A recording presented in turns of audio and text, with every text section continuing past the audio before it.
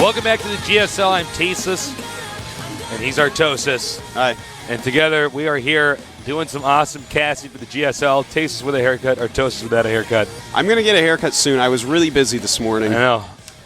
But I promise that I'll get a haircut soon, and it's not that bad, Tasis. No, it's not that bad, you know? Come on. All right, by the way, special thanks to our sponsors, Sony Ericsson. We're halfway through our best of threes today. And we got OGS against OGS TVP here. Yeah. Hyperdub against MC. It's going to be pretty exciting. You know, I'm sure a single tear is falling down Spunky's cheek that these guys have to meet in the round of 32. I know. That's got to be annoying. But at least that means one goes through the round of 16 no matter what. That's true. They're guaranteed to have at least one spot. Of course, OGS and Prime dominated in Season 1 of the GSL. We've seen kind of a landscape shift here. Yeah. With much more dominance from FOU and TSL, particularly with FOU. So, you know, at least one OGS will get through. Hyperdub and MC, both some of the best on OGS, up there with Zenio and Inca. Yeah, definitely. And, of course, Nada. But, yeah, so it's going to be a pretty exciting match. I'm looking forward to casting it. TVP, we've been doing a lot of TVZs, so it'll be a nice change of pace. Absolutely. And it's actually a really exciting map pool. Yeah. You know, I'm so used to TVPs on, Zelnaga and Metalopolis, watching Terrans all in across the map with their SCVs and their point defense drones and all those newfangled things the kids be using. But this is a really good map pool for this matchup. Yeah. At least really exciting for us. Yeah. So I'm really looking forward to it, especially considering these guys practice together so much. They're going to have to be extra creative. Yeah, that's one problem is that if you're playing against the same person all the time and then you actually have to face that person in a tournament, you have to mix up your style and stuff and try to – there's going to be mind games we won't be able to follow because these guys have played against each other so much up. On the left is OGS Hyperdub. On the right is OGS MC. That's right, and they have the same glasses. Look at that. Similar style here with these two players, similar hairdos. Now, Hyperdub, he's been in every GSL season. He's done a great job so far. Yeah. He has clinched Code S. And then we have MC. He has not done that yet. He really wants to go on here tonight. He's AK Iron. For those of you who watch StarCraft 1, he was on NBC Heroes. Right. Really great team. And he was really coming up at the end of his StarCraft 1 career, going very far in the OSL and MSO qualifiers. So definitely a very good StarCraft 1 player. Yeah. Transferring over, and, you know, everyone in the Korean scene is like, okay, MC is, like, sick. He might win. They keep saying it, and he keeps on losing pretty early. Yeah. I think his biggest enemy might be himself, Basis. Well, you know, you got to have nerves of steel when you're in the booth. The world is watching, and you're being casted by the casting Archon. A lot of pressure for these guys. So hopefully, you know, his nerves have cooled down. And, you know, they did both beat some pretty good players. Hyperdub taking out Max. And MC taking out Odin MVP. Yeah, so Odin being the guy who killed Huck in the preliminaries. Right. He did avenge him. He did avenge him. So we're going to get the maps up here in just a moment, but both these guys, you know, they played against each other so much, so it's going to be pretty tough when you have to play against somebody you've trained against so much. Here's the map lineup: Steps of War, Blistering Sands, and Lost Temple. And what was I telling you? Those first two maps, we don't see a lot of TVPs on those maps. Not at all. So I'm excited to see that. The Blistering Sands, we see a lot of cheeses on that map in this matchup, though, when we do get to see it. You know, people love to break down those rocks and try to kill each other, abusing, you know, the fact that you can't have bunkers everywhere and or you can't have force fields everywhere. So we'll see if some cheese happens on that map. Other than that, though, may see some staring games, may see some rush games, hard to say. Yeah, this is a map where you can go and try to break down the rocks inside your opponent's base. Damn, that is some good artwork. Yeah, that's really good. Protoss have scales, man. They're fishy. They're fishy guys. Yeah. Actually, excellent artwork. We have a lot of amazing artists watching the GSL. Artists artwork of us and the players and stuff. Yeah. Just 'cause you have to be, that picture of John. If you're an artistic guy, you got to be smart. And if you watch StarCraft, you got to be smart. Yeah. So they kind of overlap. So that explains it right there.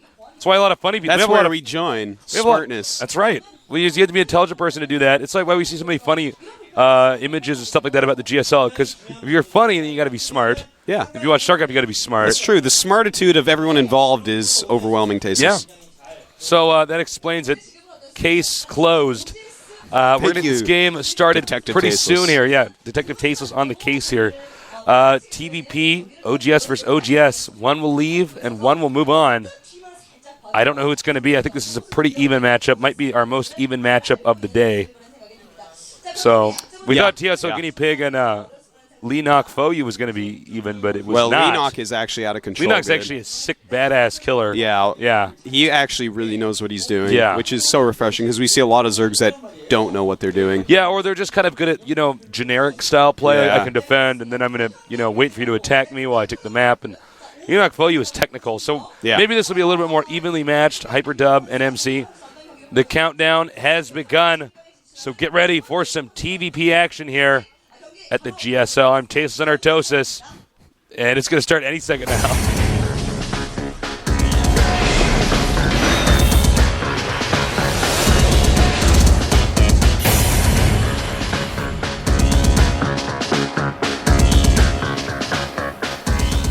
In the red, down here at the bottom left on the map, Steps of War, we have our Terran player from the team OGS. His name is OGS Hyperdub.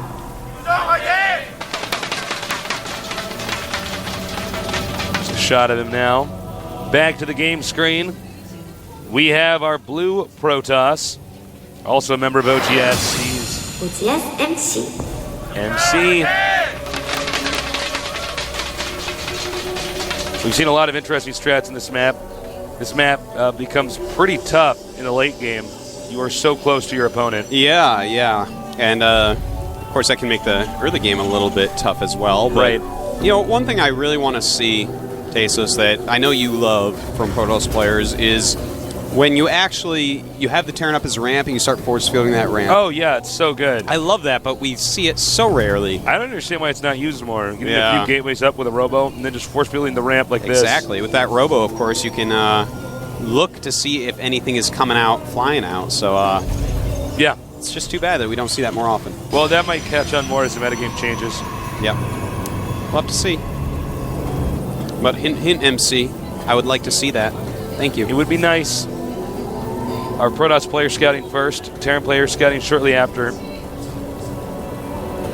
And he's going to get in there and take a look at what his opponent's doing. A little shoulder bump by those two. No. Ran into the other guy. He's turning around like, what? Yeah, a little bit aggressive. Yeah. But, just like in high school, no fight was going to ever happen there. No. Refinery's done.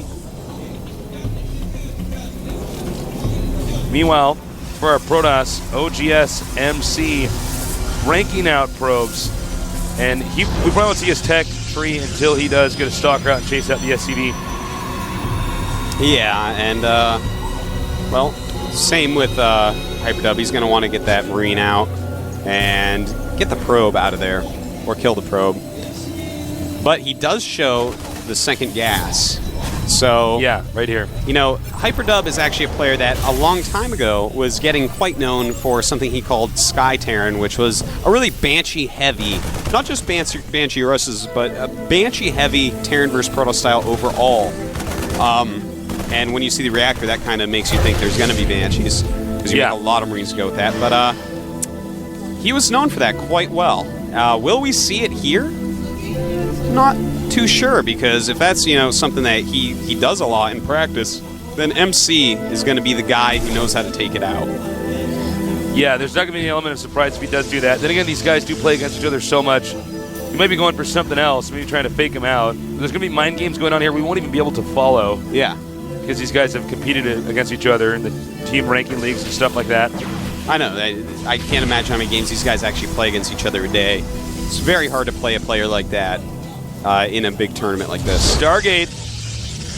And Stargate's quite strong on this map.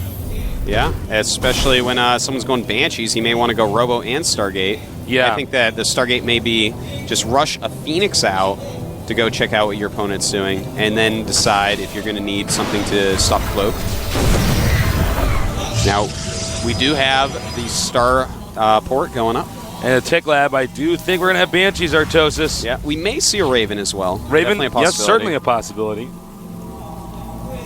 If he's doing the Tasteless build. Oh, my.